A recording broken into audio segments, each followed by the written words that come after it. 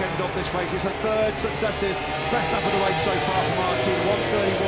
1:31.212. That was the first time where he was clearly a lot faster than Vinales in second. He took 4/10 out of Maverick in second spot, and already now nearly a second clear at the front. Martin asking big questions of Vinales at the moment. Top Gun does not have the answers, running in second place, although he is still 1.8 seconds clear of Pecco Bagnaia, or he's wasn't the start of this lap. So for Marc Marquez, it might be a case of just managing what he's got. Glued to the rear tyre of Vinales' factory Aprilia, but he just can't get it in there, can he? He hasn't yet been able to show Vinales his front wheel. Of course, taking nothing away from Vinales, who's riding a fantastic race himself, but this is what Fabio Quartararo tells us incessantly. He can run a great pace, but when he has to overtake, although here he comes with the corner speed through the fourth sector. This has been his sector all weekend. Again, though, he just can't quite get through. Vinales doing a sterling job here, desperately holding on. It's out, and we are racing in MotoGP in Indonesia. It's a really good start with Patrick H.M. by Brabham. And look at Jorge Martin. Martin from the back of the second row in sixth place. A sensational barnstorming start from the World Championship leader. He gets the whole shot. Martin leads here in Indonesia from six. Incredible. Bagnaia is being aggressive on this first lap. Watching him further back, he's up at least 2 or 3 places. He's ahead of his teammate, he's ahead of Jack Miller, and he's ahead of Marco Bezzecchi. How good is that upgraded Ducati launch device? How good is Jorge Martin off the line? Well, we just saw there a perfect illustration. One of the best starts you'll see in MotoGP. He launched away like a rocket, didn't he? Jorge Martin then leads, being hotly pursued by Maverick Vinales. Fabio Quartararo there in third place. Aleix Espargaro again has missed the start. The factory is putting that back in fifth. Pecco Bagnaia is up 3 places, up into ninth place. Aleix Espargaro's first lap is getting worse as he goes wide. Bagnaia might gain another 2 places there on the inside of Marquez and Espargaro. Around the outside and now through the third gear, turn 11 as Aleix Espargaro. He leans on the world champion Bagnaia. Marquez gets squeezed out of the marble as well. It's been a real bad first lap for the Repsol man, who's got at least further away than the sprint yesterday. Mascini runs wide. It is absolute carnage on this first lap here in Mandalika. Marco Bezzecchi is going backwards as well. At the front, it is Jorge Martin that leads, and he's 3/10 clear of Maverick Vinales. On the inside of Aleix Espargaro, that's Brad Binder. That's Bagnaia, I think, defending from Aleix Espargaro. We've seen that early aggression, make no mistake, from Pecco Bagnaia, taking advantage as well of what's going on ahead of him. But Martin and Vinales away at the front, half a second clear of Quartararo. Then it's Marini, Binder, and Bagnaia, who's gained 7 places on the first lap. Martin capitalising brilliantly on that new upgraded Ducati start device. He's got the soft front tyre and he knows he has to try and get clear air at the front of this Grand Prix, otherwise he might encounter some overheating issues with that front tyre. Bagnaia's a little bit wide there, a little bit sluggish, a little bit scrappy in that first section. He does resist Aleix Espargaro, who again missed the start and has not been able to take advantage early on of that soft rear tyre. One of only 4 riders in this Grand Prix that went for the soft rear. Quartararo offline there as he comes through and he changes direction. That's going to hurt him all the way down to turn number 10. Luca Marini's on the racing line. Quartararo on the inside. Bagnaia now looking to go through. Marini gets green. Yeah, Marini's been collected. Marini then will not get the chance to serve his long lap penalty. He goes down at turn 10. I was just about to say, Marco Bezzecchi, we saw him getting pushed around and barged around on that first lap. He went down to 13th place from 9th. But now we've only got half of the Univr 46 Ducati team in this race. On the inside then comes Binder. I think Binder there was worried about running into the back of Quartararo. On the outside, there's nothing he can do. The luckless Luca Marini. Now then, this is the fight. Currently racing for third place. It's Quartararo from Bagnaia, from Aleix Espargaro. This has been such a good, all the credit to Martin for his start to take away, but this has been a world champion's first couple of laps for Pecco Bagnaia, who is staring at the podium positions up ahead of him, with Fabio Quartararo running in third place. As Martin takes the fastest lap of the race, Vinales is going with him. Quartararo at the moment is not. Vinales got to be careful though about the front tyre temperature pressure in that dirty air behind Martin. Quartararo at the moment fighting a great fight, as he so often does on that factory Yamaha. We've lost Paul Espargaro. That's a rather disconsolate trudge through the gravel trap, isn't it, for the man who sadly has lost his full-time seat in the Gas Tech 3 team next year. On board there with Marc Marquez, happy with that front end go there. Maybe just centimetres offline, dirty part of the track, and that spells trouble for Paul Espargaro. He's down. Frankie Morbidelli, apparently, yes, Frankie Morbidelli is pitted as well on the factory Yamaha, so early problems for him. So let's try and regroup, let's try and take stock. Martin, after his rocket sixth to first at the first corner. Martin then is the lead. Bagnaia second. Quattraro looking at in third place. Lombok with world champion Bagnaia, who in 2 laps has recovered 9 places. Sensational stuff by the world champion. It's going to get even better for him, isn't he? He slots on the inside of Quattraro through the third gear, turn 13. This is brilliant by Bagnaia. It's taken him, what, 2 3/4 laps to get himself from 13th to 3rd. Aleix Espargaro immediately relegates Quattraro down to 5th. Aleix Espargaro knows he's got to make a ground early on. Quattraro is trying to relegate him back again. That's brave and bold from the 2021 world champion who releases it again. Aleix Espargaro knows with that soft rear tyre he needs to make up ground in the first half of this race and then manage that tyre towards the end. Another fastest lap of the Grand Prix early on here then for Martin, 1:31.619. The Binder Marini is currently under investigation for the yellow. Quattraro runs in hot then in the first corner. That allows Brad Binder to ease on through. Asami, you're watching closely that incident turn 10 early on with Binder and Marini. What do you make of it? Yeah, I mean, it's clearly Binder's crash, you know, but I just want to explain what happened. I'm sure about this. He pulled out to pass and would have pulled the pass off. The problem is, I've been in exactly the same situation. When you get by and then you realise you need that extra bit of room to run wide, like often happens, another metre, and there's someone there. You know, there's someone so close in front that you realise, oh no. So he was trying to go for the gap between and took Marini out.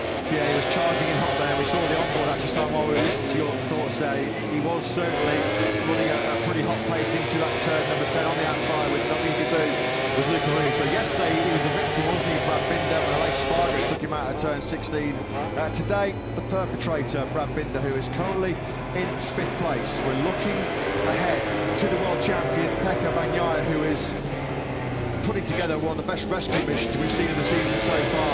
13th to 3rd in the space of 2.5 laps, just showing his absolute class. Brilliant stuff this by Bagnaia. Looking back then to Aleix Espargaro, who has not been able to take full advantage of that soft rear tyre early on. How will that cost him towards the back end of this race? It's a 3rd successive best lap of the race so far for Martin, 1:31.212. That was the first time where he was clearly a lot faster than Vinales in second. He took 4/10 out of Maverick in second spot, and already now nearly a second clear at the front. Martin asking big questions of Vinales at the moment. Top Gun does not have the answers, running in second place, although he is still 1.8 seconds clear of Pecco Bagnaia, or at least he wasn't the start of this lap. So for Maverick Vinales, it might be a case of just managing what he's got and trying to hold on to that podium position. Brad Binder has a long lap penalty. No real surprise with that one. It looked from our vantage point as if Binder was the guilty party there. He will be coming through the long lap penalty loop, along with Marini, of course, who still has to serve his long lap penalty. Now he has rejoined this race. You know that some people inside Red Bull KTM are going to be going, well, hang on a minute, did we get taken out by Aleix Espargaro yesterday? There was no sanction coming away at the factory, pretty bad. There is Aleix Espargaro at the moment doing his best to try and hang in there with Pecco Bagnaia. Through we come then through turn 13 and hard right through the 4th gear, 100 km at 8 km an hour 4th gear. This is where Aleix Espargaro on the off the racing line, off the dirty part of the circuit there, slammed into the side of Binder in the sprint yesterday. So Binder getting a long lap penalty due to irresponsible riding. Through the final corner we go then. Aleix Espargaro starting to really build the pressure here on Bagnaia, who could be slipping off the podium. Martin then, 31.423, and again he's just by far got the superior speed. Now he's got 1.5 seconds clear of Vinales. Vinales has dropped back into the 1:32s. Bagnaia was a little bit wide there through turn 1, and Aleix Espargaro all over his rear tyre now. The last lap of Binder now comes in for his long lap penalty. It will be him offering the apologies this time, as opposed to what we saw yesterday against Vinales having the pole man last time around at 32.0, which saw him lose half a second to both Martin and the pack behind him. Bagnaia now 1.3 behind Vinales, or he was before he fell on Simon Owens turn 1. Binder drops back in behind Francesco then into 10th place. We lost 2 or 3 seconds. So, of course, I'm sure there are going to be some people in Red Bull KTM who might be sort of questioning why Brad Binder has got, well, or why Aleix Espargaro wasn't penalised yesterday for the Binder contact. You've got some thoughts on that one as well? Oh, purely because Aleix crashed and then his machine took out, you know, it's poor old Binder. But the thing is, if that had happened, if Brad had crashed and his bike had taken out Marini, he wouldn't have had a penalty either. But if you ride into the side of someone, that that's where the penalty comes.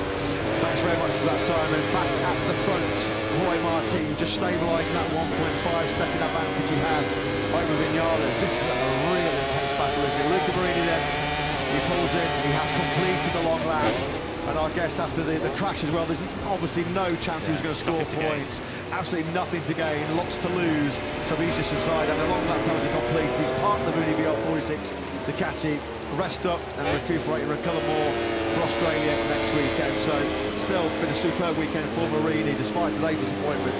His first ever MotoGP pole yesterday, and the Tissot sprint second, and he'll be back bigger, better and stronger next time out in Australia. It was clearly a mistake for Vinales on that last lap that saw him lose that time, because he was straight back into the 131s last time around. He set his personal best lap last time. Let's take another look at the start and watch Martin left of picture from that second row. This gets it beautifully hooked up as the lights go out. He's already now alongside Binder. Spargaro hits reverse as he did yesterday, and even before he hits the brakes for turn one, Martin is clear in the lead. Tell you what, Nash will be contacting Ducati, won't they? Because that is a rocket launch off the line. We know that Ducati recently have given Jorge Martin and Pecco Bagnaia this upgraded start device. Well, it is working, an absolute treat, isn't it? What a sensational start that was by Jorge Martin, and he has capitalised to the maximum on it. He's quickly broken the early challenge that was being posed and thrown at him by Vinales. There is Luca Marini. Look, the massive ice pack has gone straight on that left collarbone.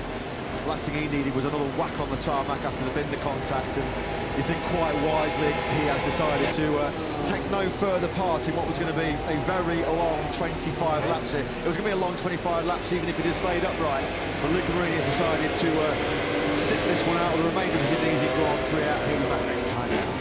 Personal best for both Vinales and Bagnaia last time around, although they were still slower than Martin, who did a 1:31.2 to extend his lead to 1.7 seconds. Bagnaia, if he can get out of this with 20 points for second place, he will consider that a very good salvage job. Still a long way to go.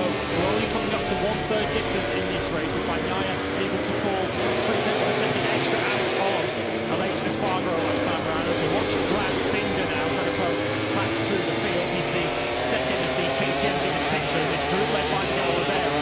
At the back of this group was Marc Marquez, who had a poor 7th lap as he lost 2 places both to Binder and to Pecco. This is a real big group fighting for 6th place. It's currently being led by last year's rain master in Mandalika, Oliveira. He's 6th. He's got Miller, Pecco, Binder and Marquez for company. Not too far back in that group as well. These two, Nakagami and Fabio and Antonio, fighting for his MotoGP future. Of course, the Indonesian Ducati man having been bumped out for the 8 times world champion. There's somebody down there. Somebody's got Marquez. I was going to say, just saw a puff of dust, a cloud of debris, and it's Marc Marquez who has a miserable Mandalika Grand Prix. Listen to the groans from the fans in the background there. It's an unlucky turn 13 for Marquez. Didn't even complete the lap in yesterday's Tissot sprint, and he's bailed off on lap 8 here in Indonesia today. No points for Marc Marquez. And now 2 big reasons why he feels like he has no choice but to walk away from HRC next season and build his career back up at Ducati. 2 in 2 days for Marc Marquez. What more can I do? It looks like he's saying to the heavens there, well, Marc Marquez's race is over. Takeo Nakagami has also dropped a place on his lap as Antonio now moves into the top 10. Nakagami, though, is still leading Honda uncertainty now with Marquez out of play. On board then with Brad Binder. We look at the sole remaining Mooney VR46 Ducati. Of course, Brad Binder's already made contact with the other one in this race, with Luca Marini now out of this race. Pecco will already surely be thinking of the pain that's going through his collarbone. He's made forward, he's trying to get past Jack Miller on the way to turn 10, but Miller laid up on the brakes before he tied up. Right way through there. There's been some drama with the Rebel KTM, the video 46 already at that turn 10, the instant with Binder and Marini. Unfortunately for 93, that was crash 23 on the 2023 season for Marc Marquez. He is down and out then of this Mandalika Grand Prix. Oliveira then resisting Jack Miller at the front of this battle for 6th place. And there he is, just look at that, a face, a pose of pure frustration, pure dejection from Marc Marquez as Miller picks picks up Oliveira in the final corner. These two had a good fight early on in the rain here last year in Mandalika, didn't they? Through Miller goes then on the carbon fibre chassis KTM. He now sits in that 6th place. Fabio Quartararo is an excellent rider because he's just got another PB lap of this Grand Prix, a 1:31.5. That was slightly quicker than Espargaro. Oliveira's race going from bad to worse. The Bezzecchi picks him off. That's getting really, really tight, isn't it? She's building, isn't it, on Bagnaia? Down to 0.4 of a second now. Bagnaia's he's obviously clearly managing his tyres much better than he did in the spring yesterday for obvious reasons. But Bagnaia wouldn't be letting this pair get that close to him on purpose. So Bagnaia clearly dealing with whatever grip he's got. Of course, we need to remind ourselves again, Bagnaia's come through from 13th on the grid. So has he taken enough out of his tyres and saved enough for these final 2.5 laps? We've seen on so many occasions this year a man who's so phenomenal at defending, is so hard to overtake. It is Pecco Bagnaia. It's going to be one thing for Vinales and Quartararo to squeeze onto his rear tyre. It's going to be another thing to squeeze past the man in P1 at the moment. 2 laps to go here then in Indonesia.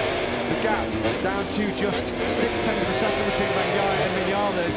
Just under 0.8 of a second splitting your top 3. Still Fabio Di Antonio, of course, for an excellent career best 4th place there.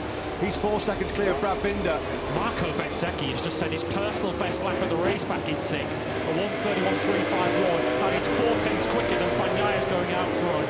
Marco Bezzecchi, it will be the most heroic 6th place that anyone will ever take in the MotoGP race. He is doing a stunning job. This is the perfect illustration of what Fabio Quartararo repeatedly tells the media, repeatedly tells the fans, isn't it?